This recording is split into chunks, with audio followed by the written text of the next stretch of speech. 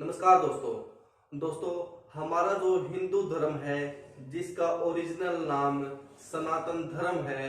इस धर्म के अंदर इतनी स्टीक वैज्ञानिकता है कि हमें पढ़ने में भी ऐसा ही लगता है। जब हम इस चीज को फील करते हैं, समझते हैं, तो हमें ऐसा लगता है कि इस यूनिवर्स में कोई एनर्जी जिसको हम भगवान बोलते हैं।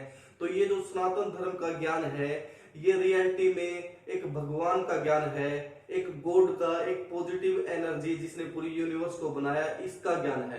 तो इस ज्ञान के अंदर दोस्तों, अगर किसी भी धर्म या किसी भी देश का कोई व्यक्ति अगर इस धर्म को जानने की कोशिश करता है तो फिर वो इसका ही होकर रह जाता है। कुछ ऐसा ही हाल यूरोप के देशों के लोगों के साथ भी हो रहा है। यह घटना पत्रिकाओं के अनुसार एक पोलैंड यूरोपियन देश की 2012 की घटना बताई जा रही है। इस घटना के अंदर क्या हुआ, पोलैंड के लोग लगातार हिंदू धर्म को अपना रहे थे, जिसकी वजह से एक नन के द्वारा ये सब देखकर उससे सहा नहीं गया। तो उसने श्री कृष्ण पर आरोप लगाते हुए कोर्ट में इस्कॉन कंपनी को बैन करने की मांग की। तो कोर्ट में दोस्तों नन ने श्री कृष्ण के ऊपर आरोप लगाए कि जो ये कृष्ण है ये माखन चोर है, ये चोरी करता है, ये गोपियों संग नाचता है, ये नहाती हुई महिलाओं के वस्त्र चोरी कर लेता है और इनकी 16,000 पत्नियां थी, जबकि इन्होंने प्रेम प्रसंग राधा के साथ किया था। दोस्तों फिर उस नन का ये कहना था, अगर कोई ऐसा धर्म पोलैंड के अंदर अगर फैल गया तो देश के अंदर अराजकता या फिर अश्लीलता फैल सकती है, जैसा कि हमेशा से होता आया है और इस बार भी हुआ। कोर्ट ने प्रतिवादी पक्ष को अपनी दलील पेश करने के लिए कहा। तो फिर हमारे एक हिंदू इस्कॉन भाई ने अपना पक्ष रखते हुए कोर्ट से ये कहा कि जरा इस नन को वो शपथ दोहराने के लिए कहिए इस कोर्ट में जोर जोर से, जो इन्होंने नन बनते वक्त खाई थी। तो ऐसा फिर आदेश देता है जज कि नन उस शपथ को बोलकर सुनाए। अब नन फंस चुकी थी, नन को पता लग गया था ये बहुत बड़े विद्वान है, तो इस पर नन कुछ नहीं बोली। फिर उसी विद्वान भाई ने जज को दोबारा कहा कि अगर आपकी इजाजत हो तो कोर्ट में क्या मैं जोर जोर से बोलकर इस शपथ को दोहरा सकता हूं। तो फिर जज ने अनुमति दी। तो उस हिंदू इस्कॉन भाई ने कोर्ट के अंदर बोला कि जो ये नन है जब ये शपथ लेती है तो ये उस दौरान जीसस क्राइस्ट की पत्नी होने का दावा करती है।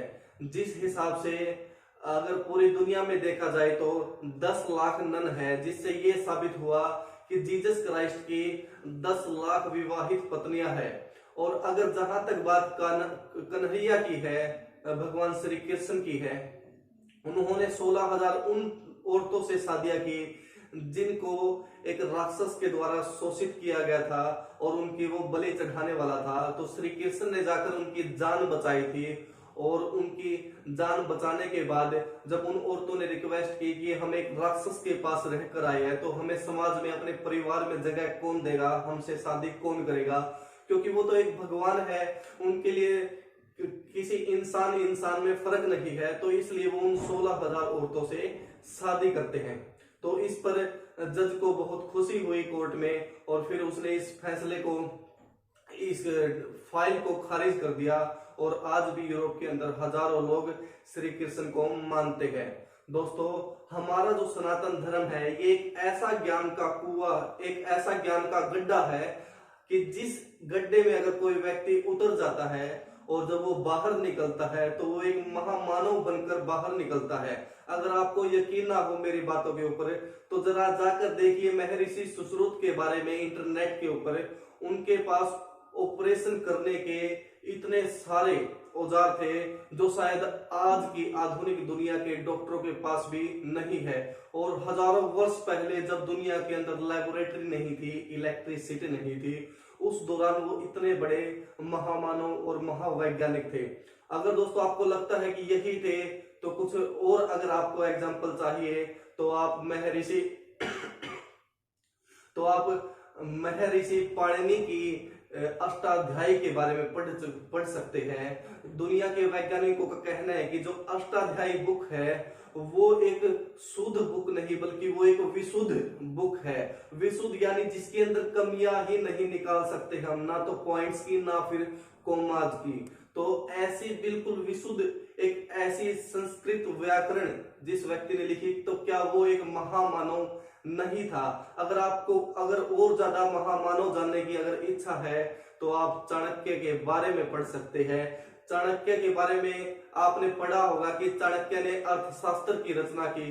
अर्थशास्त्र का खाली नाम सुना है लोगों ने, अर्थशास्त्र के बारे में बहुत कम लोगों ने पढ़ा होगा।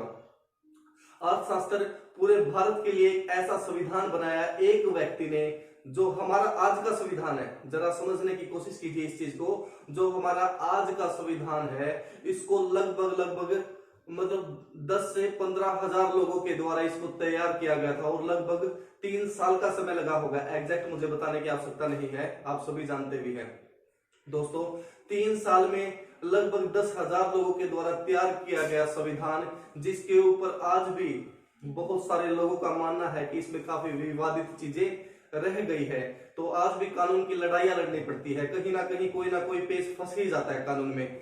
लेकिन दोस्तों आज से हजारों वर्ष पहले एक महर्षि चाणक्य के द्वारा लिखा गया एक अर्थशास्त्र जो बिल्कुल विशुद्ध है, एक ऐसा शासन व्यवस्था जिसके अंदर एक कॉमन मैन से लेकर एक राजा तक के रूल एंड रेगुलेशन है, कोई उनको पार नहीं कर सकता। एक पानी के अंदर रहने वाले नाविक जिनको हम आज के नौसेना अधिकारी बोल सकते हैं, उनके लिए क्या कानून है। तो हर व्यक्ति के लिए कानून, इंसान के कर्तव्य क्या है उनके कर्तव्य भी बताए हैं। तो हर चीज को अच्छे से एक्सप्लेन किया है सिर्फ एक आदमी के द्वारा।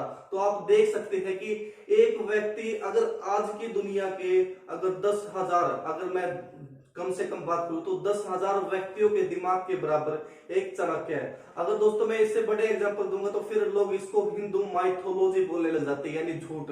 यानी लोग सच को आंखों के सामने देख कर भी लोग इससे मुंह मोड़ने की कोशिश करते हैं। और कुछ लोगों का तो आजकल जो वामपंथी लोग हैं उनका ये कहना है कि हिंदू धर्म एक माइथोलॉजी है जानबूझकर, क्योंकि वो हिंदू धर्म से लोगों को दूर ले जाना चाहते हैं।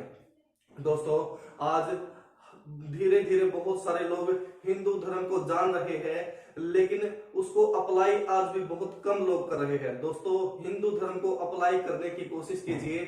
मैं इस वीडियो को ज्यादा लंबा नहीं खींचना चाहता, क्योंकि अगर हिंदू धर्म के ऊपर अगर हम बोलने लग जाए तो पूरी जिंदगी भी शायद कम रहे।